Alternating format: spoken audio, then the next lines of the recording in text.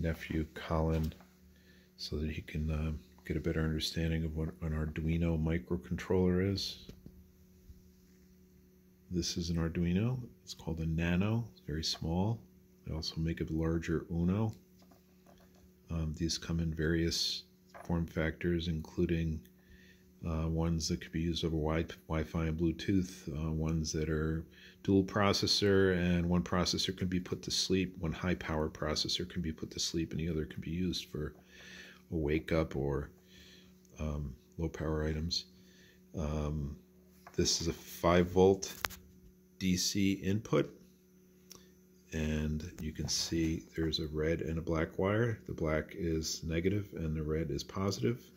The green wire, which connects to D6, which is my choice of D6 in the software to drive an LED loop of 24 LEDs.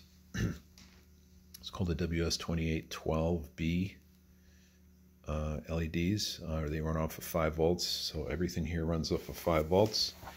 I also put together an AC to DC 5-volt output little power supply, and this is outputting to both locations on the red wire 5 volts, and then the white wire, which becomes the black wire. I like using black for ground, but the cable was using white, so I decided to use white and then connect it to black.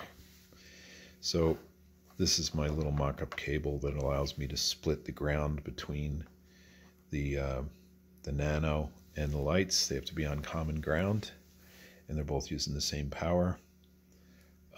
So the program loops through a series of patterns that it outputs to the LEDs. It can control intensity, it can control the color, RGB values of 255 for each color, red, green, blue. So it's some 16 odd million colors.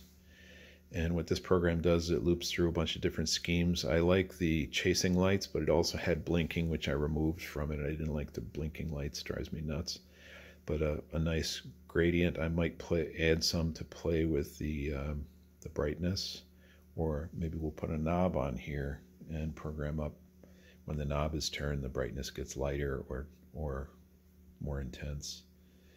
The connectors are just 3 connectors. Voltage, 5 volts on red, white is ground, and green is data. And then it can be passed on to another loop or another string. So the power is just basically going in through the back. There's two grounds. No, wait, one is data in and data out. Okay, so if you had another string, you could connect it and send 24 colors down to this for the 24 LEDs and 24 for another one. I was going to make a clock out of this. That's why I bought it. I have other ones that fit inside of it, so I could do the inside one would be a second hand, and the outside one might be the hour hand. Be a good beer coaster too. So I just thought you'd like to see that, and I'll post a little bit about the software as well.